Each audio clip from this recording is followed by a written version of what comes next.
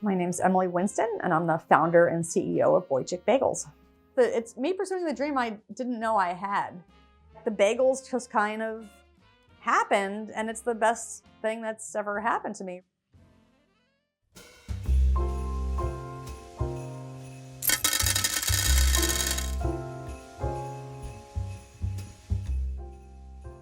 The bagel, as we know it, is easy to overlook, a simple, dependable staple.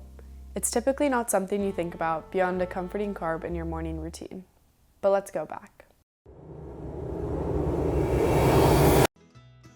The bagel is kind of one of those foods which we eat, which reminds us. They tried to kill us, but here we are, let's eat. From already like the 12th century, there were certain laws which were being passed against Jewish people. They couldn't bake bread. There was some workaround that if they cooked the bread instead of baking it, then it would be fine. That brought along the bagel. It kind of depicts the type of Jewish resilience, which is like, we're gonna find a way around it. Like if this doesn't work, instead of complaining about it, we're gonna figure out a way to make it work. What began as a workaround quickly became a cultural staple, gaining popularity as street food and in upscale bakeries. Beyond subsistence, bagel shops grew into vibrant hubs where Jewish philosophers, activists, and people of all backgrounds gathered to share ideas and foster community. But over time, they became a beloved staple outside of Jewish neighborhoods. This shift transformed bagels from a cultural specialty to a delicacy enjoyed by all, cementing their place in mainstream American cuisine. Fast forward to now, and Emily Winston of Wojcik Bagels is carrying on this legacy. She's not just baking bagels, she's honoring that history of resilience, creating a space where people can connect, converse, and experience community, all while enjoying the perfect bagels. So I never planned it, and it just happened. I think what's cool about America is that you can just pick up something and run with it. You know, you can't just do that anywhere. I found the thing that's making a difference for people and building something great and meaningful and loved.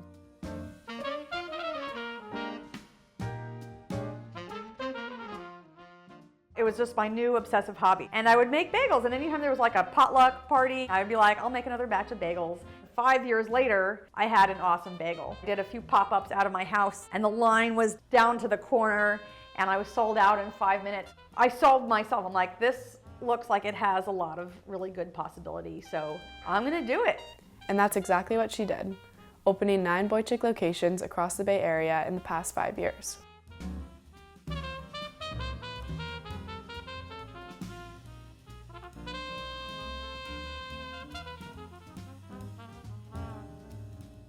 I mean, the explosion of interest around those bagels was just enormous. My name is Elena Kedbani, and I'm a journalist at the San Francisco Chronicle. I think by the time I got to the Chronicle, Wojcik was already quite popular. I think it was either shortly after or around the same time that the New York Times story declaring Wojcik bagels to be some of the best in the country, not just in California or on the West Coast. People just love it and are begging for more.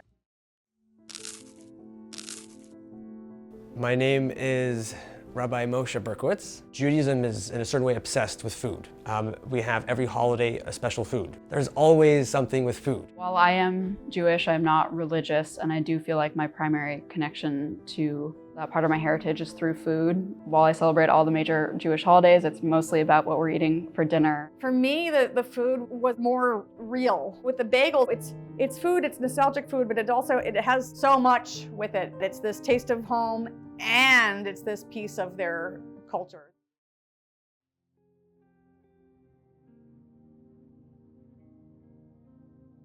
It's more important now than ever to say, look, this is a Jewish business. You know, I've lost business. I've had a lot of people tell me they're not going to be my customer anymore. And we're here to be a comfort for all the Jews in the community. The last thing I want to do is alienate people and make them feel unwelcome here.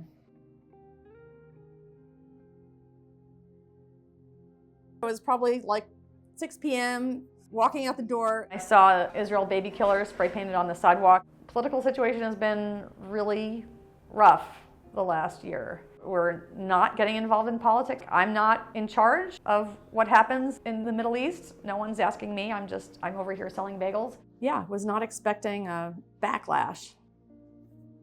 Especially in times like these, where after October 7th, many people are afraid and they see what's going on. There's nothing like just coming together and just being with others. I hope that, being able to come and get a good bagel and see the mezuzah still in the door is a source of comfort and joy for a lot of people. We're connecting with our heritage. It helps us remember who we are. It helps us come out of like being alone and being with whatever it is we're dealing with. We can't be afraid. We need to be strong with who we are, with our values, and we need to share that with others. This is more of like the Jewish American dream, to just be left alone as well as to thrive.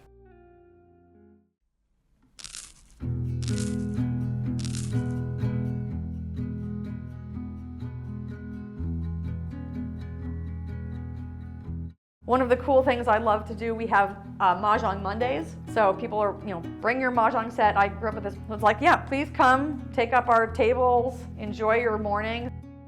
And you think it's like, oh, it's just a bagel, but it's really deep. I think food is really emotional, and particularly, I don't know why, bagels are a comfort food. They just stir up a lot of nostalgia. For so long, that really wasn't something that people could recreate in the Bay Area, and now we can. Boychik does a lot for the community. People come together to eat bagels like it was back in the day. Community is important, and it's not so easy to find, especially in a big metropolis. It can feel really lonely. People can come here and they're like, oh, it kind of feels like home. The one anecdote that really did stick with me that Emily told me was that there was an older Jewish gentleman who told her that he could finally accept that he was gonna die. He's like, I'm from New York originally. This whole time I've been kind of nervous, like, am I gonna spend the rest of my life here? Because what if, if I stay here and then I die here, at my shiva, they're gonna serve Costco bagels. But now that you're here, I can stay and live out the rest of my life in peace, knowing that there could be Boychik bagels served at my shiva. That's pretty wild. What a deep thing to be making a difference in people's lives with.